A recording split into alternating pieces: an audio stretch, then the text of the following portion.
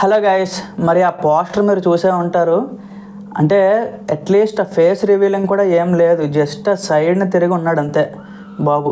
So చూడంగానే అయితే పూనకలు వచ్చినట్టు అయింది నాకైతే. ఎందుకు అంటే ఈ మిడిల్ ఫింగర్లో ఒక చుట్ట పట్టుకొని ఉన్నాడు.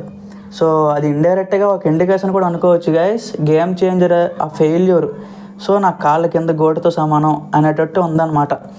సో అంటే అలాంటి డిజాస్టర్లు ఎన్ని వచ్చినా సరే చరణ్ వాల్యూ, చరణ్ రెస్పెక్ట్, చరణ్కున్న స్టేటస్ ఏ మాత్రం కూడా పడిపోదు అని ఇంకోసారి ప్రూవ్ అయిందనమాట. సో నాకైతే పోస్టర్ చూడంగానే అదే అనిపించింది. RC16 ఎంత పెద్ద విధ్వంసం చేస్తుందో ఆ పోస్టరే ఒక ఎగ్జాంపుల్. ఇది మొదటి మెట్టు. ఖచ్చితంగా రేపు ఫస్ట్ లుక్ వచ్చినాక నిజంగా ఎవరెవరైతే ట్రోల్ చేశారో, ఎవరెవరైతే చెత్తగా మాట్లాడారో అందరూ నోరు మూసుకుంటారు. ఒకప్పుడు బ్రూస్లీ సినిమా చూసి, గోవిందుడు అందరవాడే సినిమాలో చూసి ఎలా అయితే ట్రోల్ చేశారో, రంగస్థలంతో మళ్ళీ చరణ్ ఎలా అయితే చెప్పుదెబ్బ కొట్టాడో సేమ్ సీన్ అయితే మళ్ళీ రిపీట్ అవుతుంది. ఇప్పుడు ఫస్ట్ లుక్ వచ్చినాక ఇన్స్టాగ్రామ్ కానీ, ట్విట్టర్ కానీ అన్ని దగ్గరలో చరణ్ అయితే హైలైట్ అవబోతున్నాడు అనమాట.